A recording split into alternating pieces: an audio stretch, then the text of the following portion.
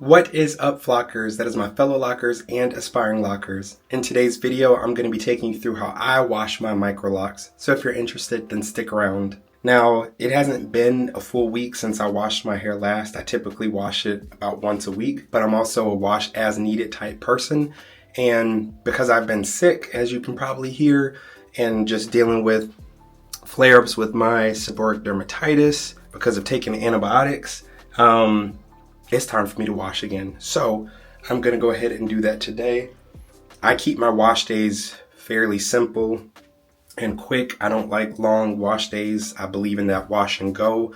So in my mind, at least, I feel like my wash day is pretty minimalistic with minimal products. And so I will show you those really quickly. I'll be letting people all up in my shower all the time, but I will show y'all what I'm going to use. All right, so I always start out with Nizoral. I don't know how it's said properly. Nizoral Anti-Dandruff Shampoo. And this bottle I get on Amazon and it costs, I believe, $15. And because I like to let things stretch and I'm a little heavy-handed, so I got one of these bottles also off of Amazon for, I think, $2 or $3. And I put it in here and I mix it with water to dilute it a little bit. So I'll go in with that. And then after I've put that all on my scalp and let that sit for a while, I will go in with the Royal Oils 2-in-1 with coconut oil and apple cider vinegar. And this is also a shampoo conditioner mixed with pyrethrum. I'm not even going to be able to say it, y'all, but with the stuff that's good for helping with dandruff. So I go in and put that on too and let that sit for a couple of minutes. Then I will rinse that out. And then after I've rinsed that out, I suffer from dry hair and scalp, and I'm not a fan of that. And so I always like to go back in with conditioner. I've been using conditioner since the first month of this lock journey. I will continue using conditioner.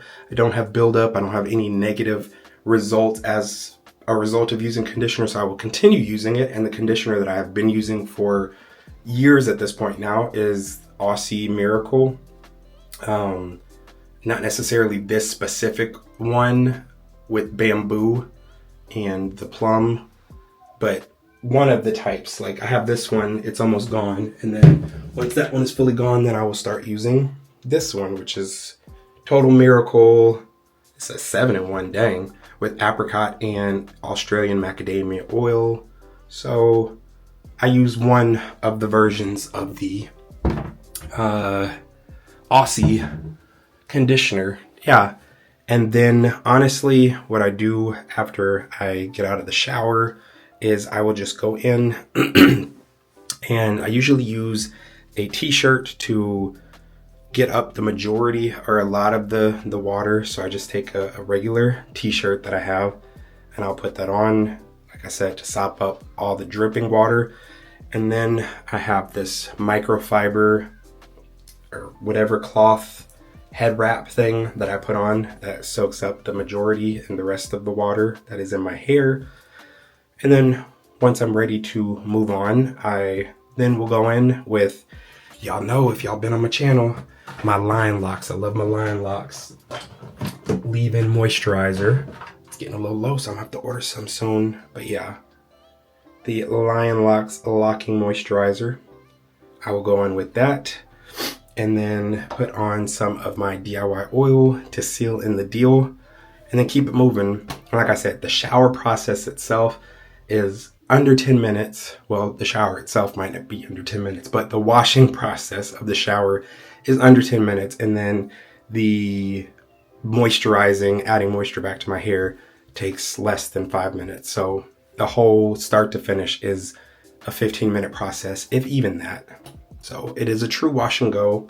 It is the way I've been doing my locks pretty much since month 1 of my lock journey. Like I said, we're over 2.5 years into this lock journey. I don't have buildup, so I would say that this is working for me.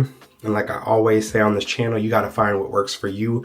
What works for me doesn't necessarily mean that it's going to work for you. So just because the things that I just listed in terms of products and the way that I do it works for me doesn't mean that it's going to necessarily work for you.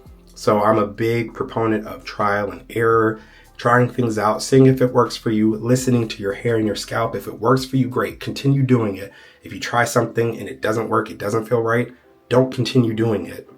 Listen to your hair, listen to your scalp, do what feels right, and keep it pushing so that we can all have wonderful, lustrous manes of locks. If you've enjoyed this video, make sure to hit the thumbs up so that I know what type of content you're enjoying.